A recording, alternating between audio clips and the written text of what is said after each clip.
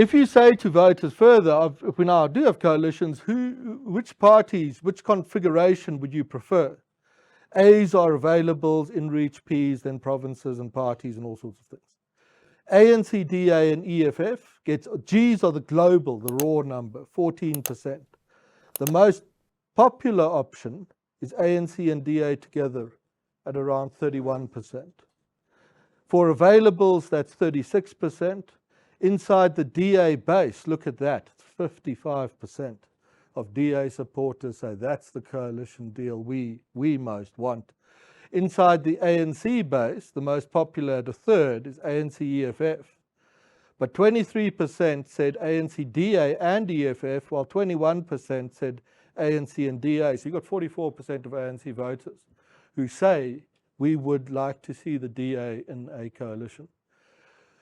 It's the reasons this makes some sense on both sides, because for a lot of white voters, I think the idea of this deal with the ANC is in some sense the crossing of some sort of historical Rubicon.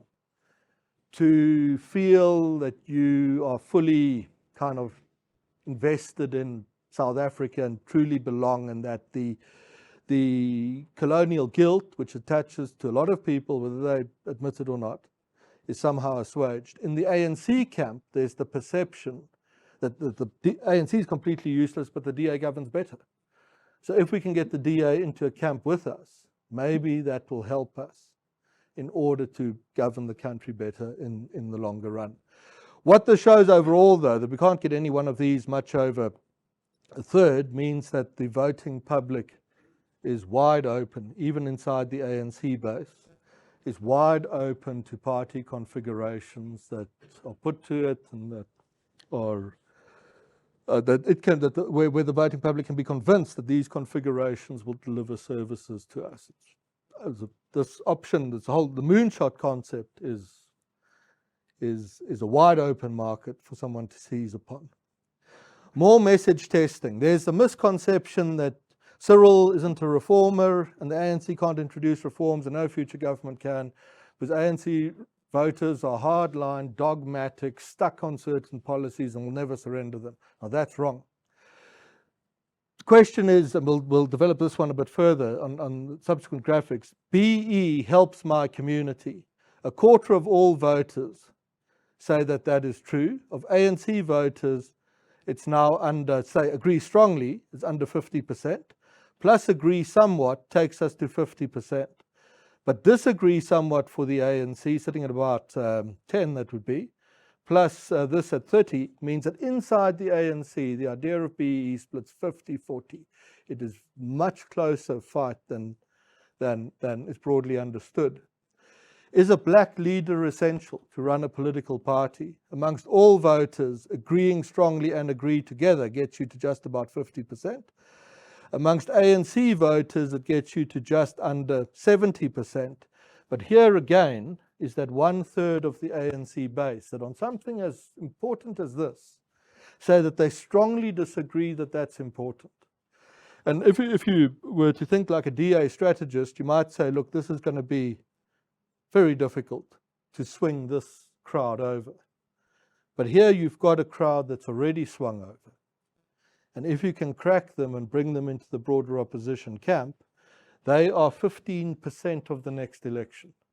And it's a game changer, but they sit inside the ANC base. And once that flow starts, it will be, you will see others start to join it. And the point of all of it is that the electorate is not hardcore race nationalist dogmatic in the main. It is much more open to alternative ways of structuring government and policy than, in my experience, a lot of business leaders and even a lot of politicians understand. Here we stay with the BE question. Now we ask it slightly differently. And the whole question, if you read the whole thing, goes along the lines that, the ANC can lose support and one day we'll have to get into a coalition government. And one of the conditions of the ANC joining that coalition might be that it agrees to give up on BE. If it was forced to do that to join the coalition, would you support that or would you oppose it? and a third say they would support it strongly of all voters. The same, a third of ANC voters say they'd support that strongly. And 10% of ANC supporters say they'd support that strongly. So you get to about 45 or so, while about the same, 45, approaching 50 of ANC voters say they'd oppose it. And that's a remarkable point to reach for the society where an issue like this, which is such a specific way of capturing some of the racial nationalist dogma that was part of the victory over apartheid, that supporters of the ruling party at this point would be prepared to say that we will give that up if we have to. This is a much more open-minded electorate than the lazy B-grade media analysis sometimes suggests to one. Stay with a similar theme, but ask it differently. This is now much more of an action statement. This is much closer to your lived experience.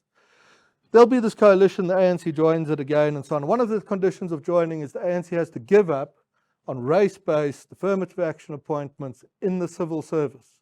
Would you support that? Strong support is 60% for all. It's about 50-something for the ANC. Plus this 10 or 15 means we've got ANC support on this, I think sitting at about 65% or so.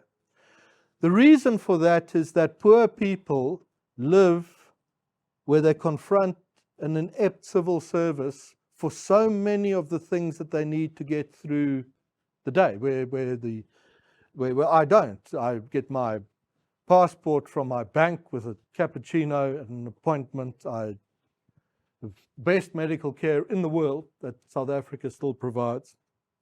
My experience of the civil service is very, very limited. If you're dependent on it, you're much more critical. And it suggests that early stuff on BEE is actually the tip of something. And the flip side of the BEE question wasn't to say you abandon BEE in favor of laissez-faire libertarian economics and fend for yourself, pull yourself up by the bootstraps, get a hold of yourself.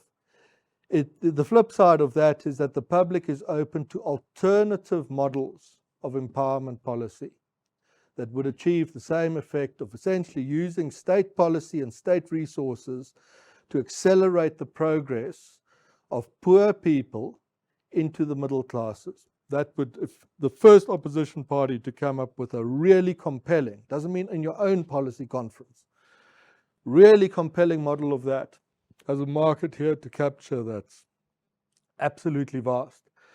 Another one of testing the dogma, support employment without the minimum wage. 40% of all say yes. Of ANC, it's the same. It's 50% in total.